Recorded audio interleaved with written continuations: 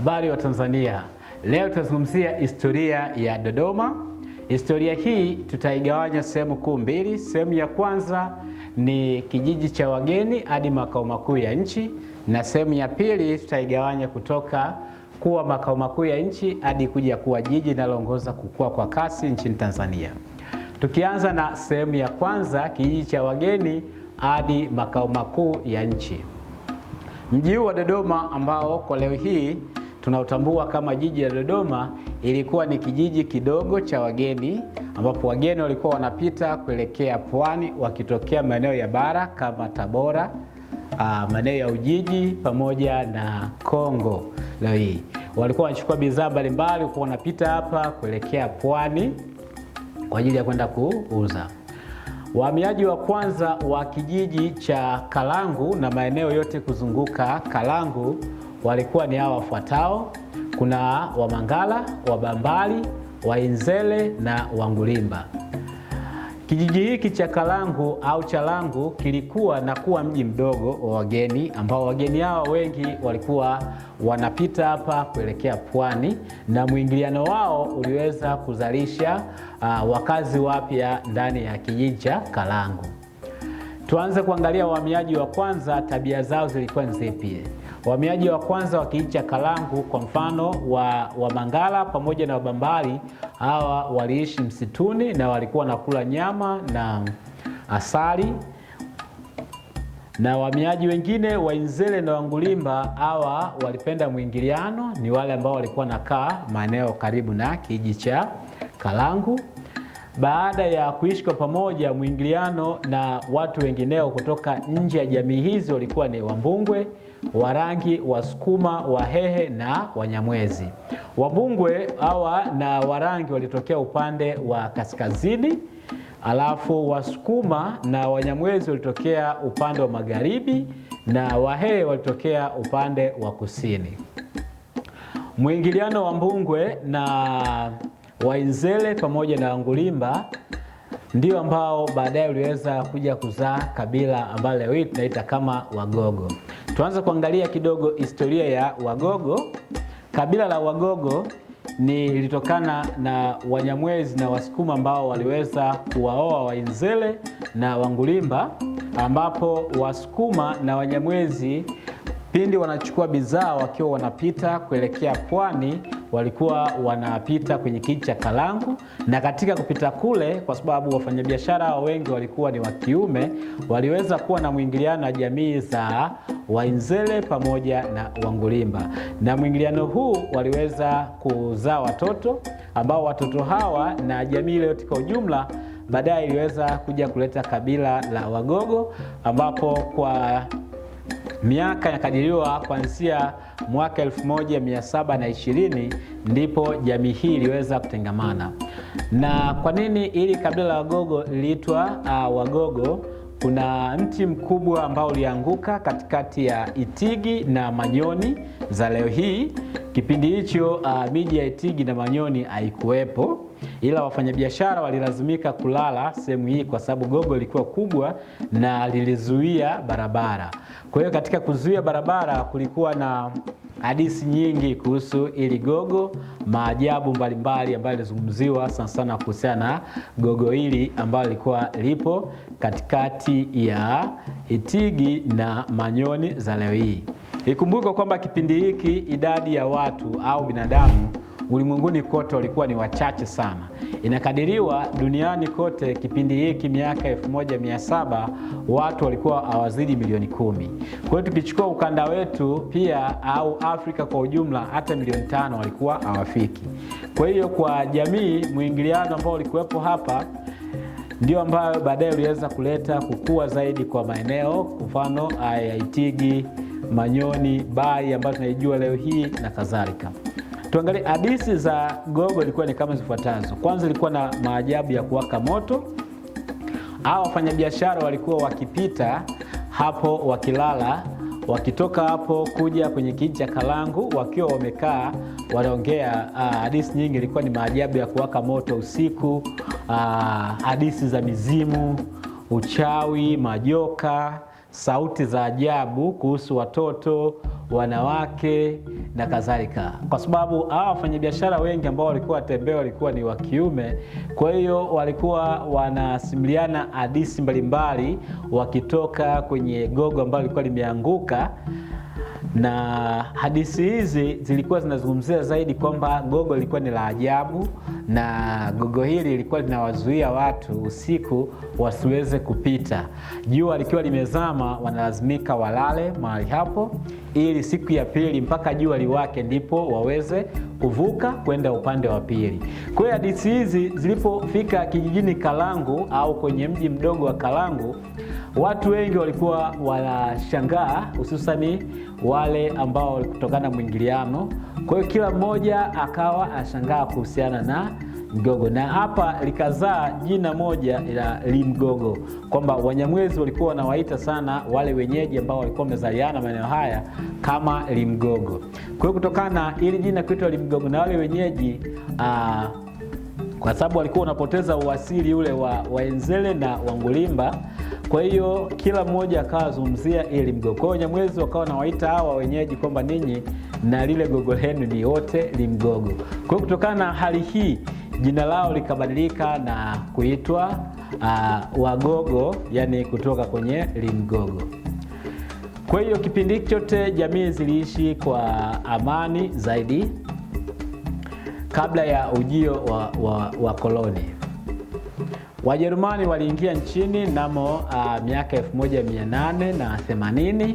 Hii inajulikana kuanzia kutoka mkutano wa Berlin ambapo likamilika kule Ujerumani mwaka 1885 mwezi wa pili, yani Februari.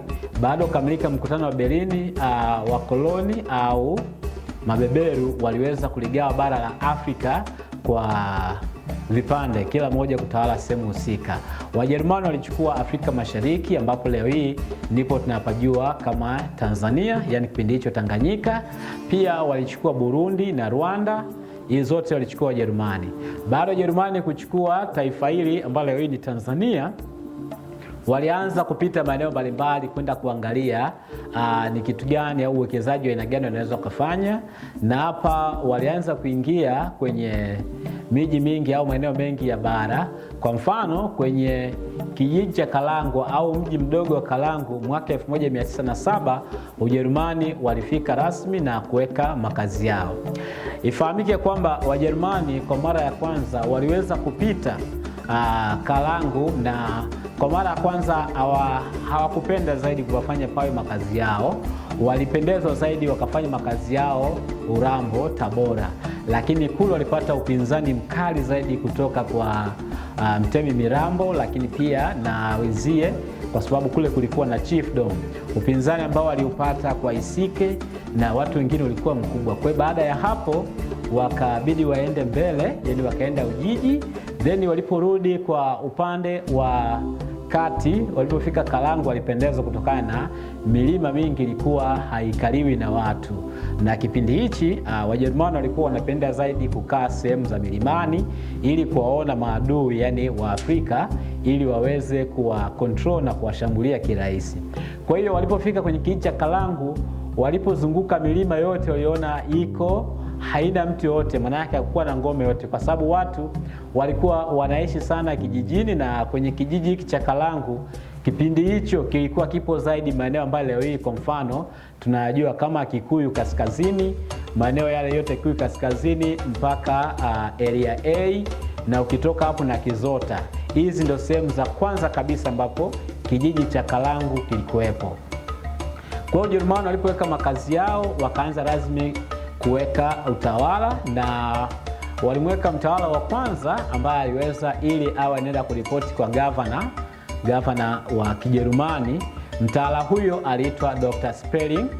Dr. Spelling alikuwa ni Mjerumani wa kwanza kuja kuweka ngome yake kwa mji wa Kalangu. Baada ya kuweka ngome yake, ambapo alijenga ngome yake kwenye mlima ambao leo tunaitwa kama Mlima wa C, pale ambapo kwenye makazi ya waziri mkuu, ofisi ya waziri mkuu ambayo tunaitambua leo hii. Na pia ofisi yake ya kwanza alijenga posta ya leo hii ambapo tunajua posta ya Dodoma, pale karibu na jengo la jengo la karibu na majengo ya posta na polisi, lakini pia waliweza kujenga jengo la wafungwa ambapo leo hii ni makao makuu ya CCM.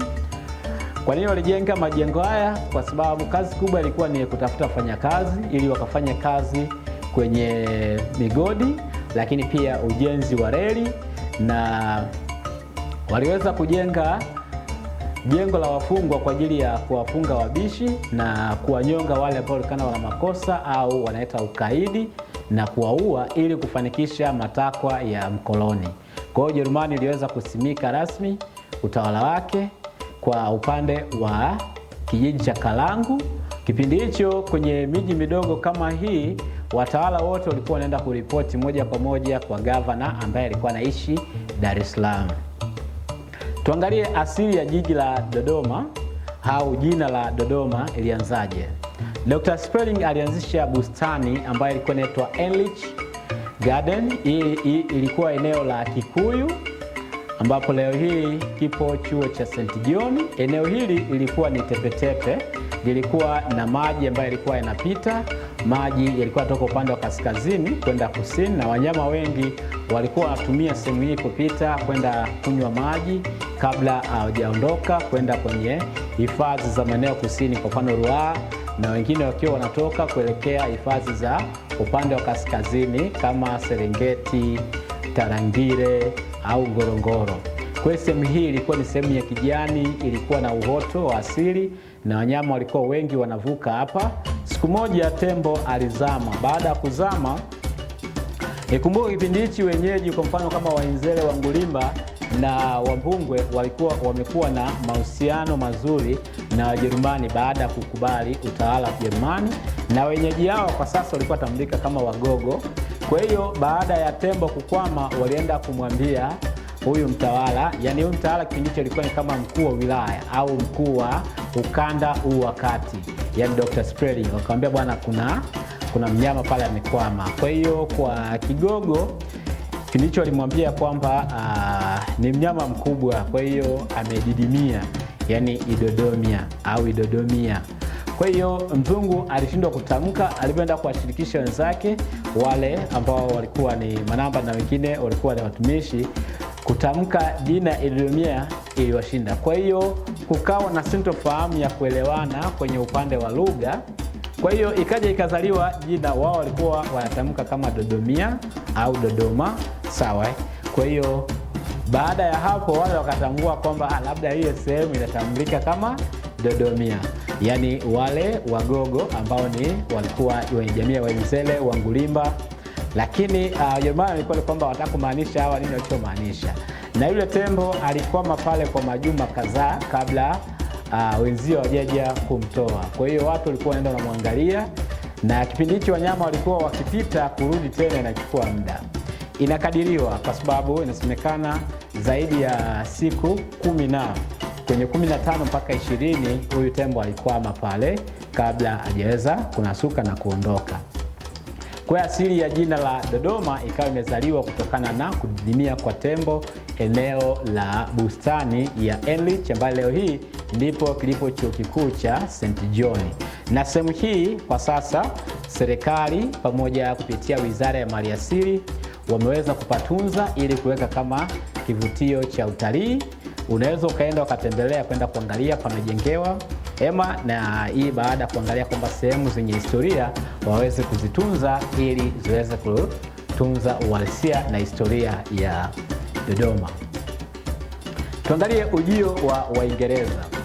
Kwa hiyo Wajerumani walitawala Tanganyika kipindi hicho, ambapo ni German East Africa, kuanzia mwaka 1885 baada ya kuisha mkutano wa Berlin mpaka ilipokuja vita kuu ya pili ya dunia, ambapo vita kuu ya pili ya dunia iliisha mwaka 1918.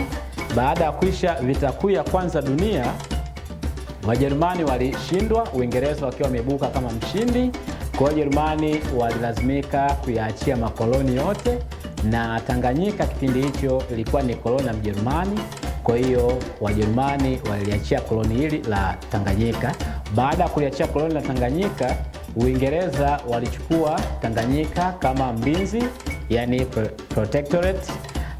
Baada ya kuichukua kama mwangalizi kupitia Umoja wa Mataifa, Uingereza wakaja maeneo mbalimbali kabla hawajafanya uwekezaji, na Wajerumani kabla hawajaondoka kwenye milima mingi kuzunguka Dodoma na maeneo mengi ya bara waliweka rasilimali nyingi sana. Inasemekana Dodoma kwenye milima, kwa mfano Mlimwasi, pale waliweka dhahabu, ila ni makadirio tu, watu wanasema. Pia milima mingine, kwa mfano mlima Kawawa, huu ni mlima upo kama unaelekea Nala. Milima mingine kwa mfano Manyoni, kwa sababu kipindi hicho Manyoni, Itigi mpaka Baa ile yote ilikuwa ni Dodoma. Na huku maeneo mengine kwa mfano kama Mpwapwa, Kongwa, zote zilikuwa ni Dodoma. Ikumbuka kwamba kipindi hichi idadi ya watu walikuwa ni wachache sana ukilinganisha na leo hii ambapo idadi ya watu ni wengi sana. Kwa hiyo Dodoma ilikuwa ni sehemu yenye mvuto kwa Waingereza walipokuja baada ya kuona sehemu ambayo haina upinzani, lakini pia wenyeji walikuwa ni wakarimu na waliweza kuwakaribisha vizuri Waingereza na kwenda kuwaonyesha maeneo mbalimbali. Kwa mfano maandaki ya Wajerumani, sehemu ambazo Wajerumani walikuwa wamechimbia na kuweka rasilimali mbalimbali. Kwa hiyo baada hapo Uingereza nao wakaamua kuanzisha Dodoma kuwa kama makao makuu ya kanda ya kati, na walifanya hivi kuwa kama kitovu baada ya kukamilisha reli ya kati. Kwa hiyo Waingereza walikamilisha reli ya kati ambayo ilikuwa inatoka moja kwa moja kutoka Dar es Salaam kuelekea Kigoma. Kwa hiyo Dodoma ilifanya kama kituo cha kukusanya mazao kwa ukanda wote wa kati, na hapa wakaanzisha mazao ya kimkakati. Waingereza ndio ambao waliweza kubuni zao la zabibu, pia wakaleta zao la karanga na alizeti, ambapo karanga ilikuwa ni zao kuu la biashara kwa sababu zabibu walitengeneza kwa ajili tu ya vinywaji kama wine kwa ajili ya burudani, na alizeti walitaka tu kwa ajili ya mafuta, lakini karanga walikuwa wanaziuza kukamua mafuta na kwenda kuuza nje. Kwa hiyo mazao haya kwa mfano kama zabibu, karanga, alizeti na mazao mengine ambayo yalikuwa yanatoka bara na kutoka upande wa kusini, kwa mfano ukanda wa Iringa, kwa sababu ilikuwa na milima mingi, bidhaa za kule zilikuwa zikichukuliwa zinakuja ukanda wa kati Dodoma, unasafirishwa kupelekwa moja kwa moja bandarini, baada hapo kupelekwa ughaibuni. Kwa hiyo Waingereza waliweza kuweka kituo cha reli cha kwanza maeneo ya Kikombo. Kikombo leo hii ambayo tunaiona na kuisikia, Waingereza waliweka pale kama ni kituo cha reli, na huku mjini ilikuwa ni kituo kwa ajili ya kuja kuchukua watu. Kule ilikuwa mizigo yote inapakiwa, baada hapo inaondoshwa. Kwa hiyo Waingereza waliweza kuwekeza maeneo, kwa mfano Mpwapwa huko waliwekeza karanga, Kondoa huku waliwekeza pia karanga, Kongwa karanga, alafu Dodoma wakawekeza zabibu, na Mvumi wakao wamewekeza zabibu na karanga, na Kikombo walifanya kama station maalumu kwa ajili ya kusafirishia mizigo kabla haijaondoka kuipeleka pwani. Katika ujio wa Uingereza ulifanya uchumi kidogo wa maeneo ya ukanda wa kati yakaanza kukua na kilimo kikawa ni shughuli kuu. Kwa hiyo utawala au ukoloni wa Uingereza uliweza angalau kukuza mji kidogo tofauti na Wajerumani, kwa sababu Wajerumani ni kwamba waliwatesa sana wenyeji, lakini Waingereza waliwatumia wenyeji kwa ajili ya utawala. Ikumbuka Wajerumani walitawala kijiji cha Kalangu mpaka baadaye kuja kuwa mji mdogo wa Dodoma kwa njia ya moja kwa moja, yani direct rule, lakini Waingereza hawakutawala kwa direct rule. Hawa walitawala kwa indirect rule, walitumia machifu. Kwa mfano chifu maarufu sana anafahamika Chifu Mazengo. Huyu alikuwa yuko Mvumi.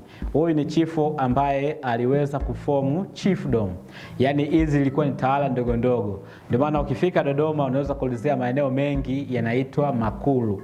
Maeneo haya yote walikuwa nakaa watawala wadogo wadogo ambao walikuwa wanaenda kuripoti kwa huyu Chifu Mazengo. Chifu Mazengo alikuwa ni Mvumi, na sehemu hii baadaye Waingereza walienda kujenga missionary kubwa sana, Mvumi Mission, na ilikuwa ni mji mdogo ambao unakuwa kwa kasi kipindi hicho cha utawala wa Uingereza, na uliweza kukusanya jamii kubwa ya Wagogo, na huyu Chifu Mazengo ni miongoni mwa chifu maarufu wa Kigogo ambaye pia ameweza kukuza idadi kubwa ya Wagogo na mwingiliano mkubwa wa Gogo. Kwa sababu gani? Alioa wanawake wengi na wanawake hao walitoka kwenye haya makabila madogo madogo mengi. Kwa mfano, ukiangalia haya makabila Wagogo kama Wamangali, Wabambari, Wainzele na Wangulimba walikuwa na genetiki tofauti. Kwa mfano, Wamangali na Wabambari hawa ni weusi kidogo, Wainzele na Wangulimba ni weupe kidogo, lakini huyu Chifu Mazengo aliweza kuchukua wanawake 3 hadi 4 kutoka kwenye kila jamii na kuwaweka kule pamoja na kuunganisha. Aliweza kuunganisha kabila la Wagogo, na ndio maana ukizungumzia Wagogo kwa ndani ya mkoa wa Dodoma hauwezi kusahau kumtaja Chifu Mazengo, ambaye Chifu Mazengo aliweza kurithisha kwa mtoto wake, na huyu mtoto wake naye aliendeleza kukuza koo mbalimbali, ndipo hapo baadaye kukaundwa maeneo mbalimbali. Kwa mfano, kwa ndani ya mji wa Dodoma, sehemu kama Dodoma Makulu ambayo leo hii tunaita Makulu, pale alikaa mfalme mdogo, yani mtawala mdogo wa jamii ya Kigogo. Lakini kwa mfano Mama Makulu ambako tunajulikana pia kama Makulu pia alikaa mtawala mdogo. Ombolo Makulu alikaa mtawala mdogo, na sio hapa tu, maeneo kwa mfano kama Bai pia waliweza kwenda kutawala mtawala mdogo. Mpwapwa kipindi hicho, maeneo kama yote kipindi hicho ilikuwa ni vijiji tu. Bai, Mpwapwa, Kongwa, sehemu hizi zote huyu mfalme Mazengo aliweza kupeleka jamii, na mwingiliano huu wa watu ukapelekea Wagogo wakaweza kusambaa ndani ya mkoa wa Dodoma, na wakaja kuwa na idadi kubwa leo hii ambayo tunaijua kama jamii ya Wagogo. Kwa hiyo kwenye jamii ya Wagogo ni jamii ambayo kwa kiasi kikubwa imetokana na kukua au kuzaliana kwa jamii au kabila ndogo ndogo ambazo zilikuwa 4 na mwingiliano wa wageni. Tuangalie kipindi baada ya uhuru, mji huu wa Dodoma ulikuwaje. Dodoma kipindi cha miaka kupigania uhuru hadi kutangazwa kuwa uhuru. Tukianza kipindi cha kupigania uhuru, Dodoma ilikuwa ni kama wilaya ndani ya kanda ya kati, na watu wake wengi, kwa mfano Wagogo, waliweza kumsapoti Mwalimu Nyerere alipokuja kuomba kura kabla chama cha TANU akijaingia kwenye uchaguzi. Na kutokana na sapoti kubwa ambayo aliipata, inasemekana Dodoma ilikuwa ni sehemu ya pili kwa Mwalimu Julius Nyerere kupata sapoti kubwa baada ya Dar es Salaam. Dar es Salaam ndio sehemu ambayo vyama vyote vya siasa vilianzishwa. Kwa mfano TANU, kabla hapo TAA ilianzishwa Dar es Salaam, na jamii ya wenyeji wa Dar es Salaam ambao jamii hii ilikuwa ni Waislamu ambao walipinga utawala wa Waingereza kabla hapo hata utawala wa Wajerumani. Na Mwalimu Nyerere alipokuwa anakuja maeneo ya bara alikuwa anapata upinzani kutoka maeneo mengi, lakini alipofika Dodoma, kwa mfano kwenye kijiji cha Chamwino, enzi hizo alipata sapoti kubwa ya wenyeji ambao walikuwa ni Wagogo. Idadi yao haikuwa kubwa sana, lakini waliweza kumsapoti ili aweze kupigania uhuru, kwa sababu alikuja na baiskeli. Baada ya kufika hapa akaongea na wenyeji, na wenyeji wakamwambia kweli tumechoka na utawala, kwa sababu tunafanyishwa kazi muda mwingi na wanachukua kila kitu chetu wanaondoka nacho, na hao wafalme ambao tulionao nao wanatutawala. Kwa sababu kipindi hichi kila jamii ilikuwa na viongozi wale wa kijadi. Kwa hiyo baada ya kupata sapoti kubwa, Mwalimu Nyerere aliona sehemu hii ni sehemu ambayo inaweza baadaye kuja kuwa makao makuu ya nchi. Kwa hiyo aliwaahidi wale Wagogo wa maeneo yale kwamba sehemu hii tutaiweza kuifanya kuja kuwa mji mkubwa wa Tanzania. Na baada ya kupata uhuru, Mwalimu Nyerere alitembelea tena kijiji cha Chamwino. Baada ya kutembelea kijiji cha Chamwino aliweza kupata sapoti kubwa, na baada hapo alianzisha mipango mbalimbali ya kutaka sehemu hile iwe sehemu ambayo ije kuwa Ikulu.